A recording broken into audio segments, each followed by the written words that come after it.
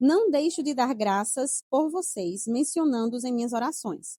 Peço que o Deus do nosso Senhor Jesus Cristo, o glorioso Pai, lhes dê espírito de sabedoria e de revelação, no pleno conhecimento dele.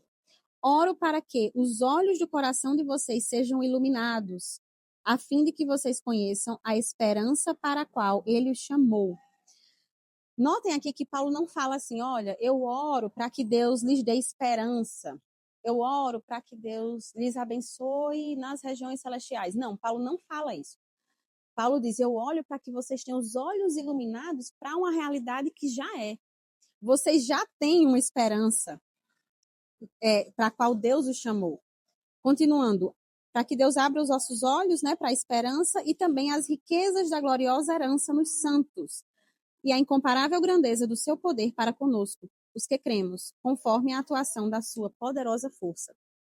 Veja, como eu disse, Paulo ora para que eles tenham os olhos iluminados. Então, por exemplo, aqui eu estou numa cafeteria que tem uma mesa, tem um chá, tem algumas árvores, algumas cadeiras. Se eu fechar os meus olhos, essas coisas não deixam de existir, só porque os meus olhos estão fechados. Essas coisas ainda são, elas continuam existindo. Só que se eu abro os meus olhos, eu percebo essas coisas. É isso que Paulo ora, é por isso que Paulo ora pelos Efésios, né? Eu oro para que vocês conheçam as bênçãos que vocês já têm em Cristo, a esperança que vocês já têm em Cristo, a riqueza de bênçãos espirituais que vocês já têm em Cristo. Esse poder que ele exerceu em Cristo, ressuscitando-o dos mortos e fazendo-o assentar à sua direita nas regiões celestiais, muito acima de todo governo e autoridade, poder e domínio, e de todo nome que se possa mencionar, não apenas nesta era, mas também na que há de vir. Deus colocou todas as coisas debaixo de seus pés e o designou cabeça de todas as coisas para a igreja, que é o seu corpo, a plenitude daquele que enche todas as coisas em toda e qualquer circunstância. Aqui Paulo começou a falar da igreja, né, especificamente. E esse é o verdadeiro tema da carta aos Efésios, a igreja. A igreja como alvo do amor, como alvo da graça, como alvo da bondade de Deus, como centro, como a comunidade em que os crentes vão crescer em maturidade, crescer à semelhança de Cristo. E Paulo ora isso, Paulo ora para que os olhos deles sejam abertos para essa realidade do poder de Cristo, que já atua no meio deles, que já está no meio deles e que faz com que eles sejam ricamente abençoados. A partir do capítulo 2, nós vamos ver melhor sobre essa doutrina da igreja paulina, sobre como Paulo vai discorrer acerca da importância da igreja, de como viver em comunidade, de como crescer em meio aos irmãos na fé.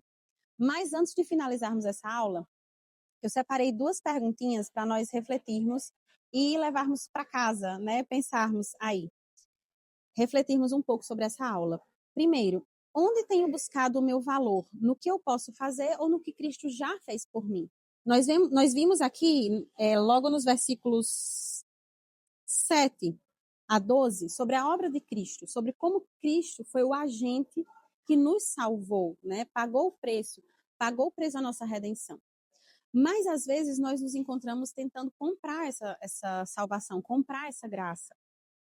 Seja por meio de obras ou por meio de uma conduta perfeita, sabe? Aquela sensação de eu pequei e agora Deus não me ama mais e agora eu perdi a salvação.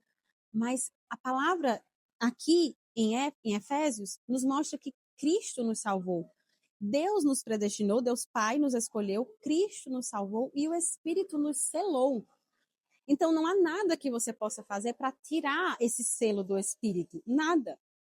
Inclusive nós temos nesse semestre, creio que em março e abril, no Clube do Livro, o estudo do livro Legalistas em Recuperação. E esse é um tema muito importante. Eu incentivo vocês a participarmos juntas, né? Eu também já estou com o meu exemplar lá em casa, pronto para o Clube do Livro, porque esse é um tema muito relevante. Às vezes nós não conseguimos receber a graça do Senhor.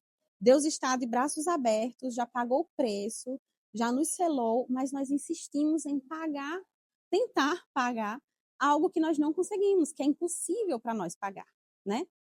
E a segunda perguntinha é: eu tenho vivido como uma filha adotada por Deus ou como alguém que ainda tenta provar algo?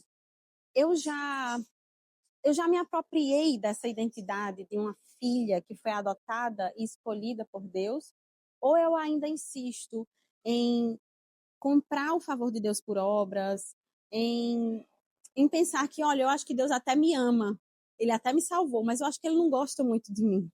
Talvez ele não goste muito de mim, talvez ele está triste comigo, porque eu peco. Como se isso pegasse Deus desprevenido.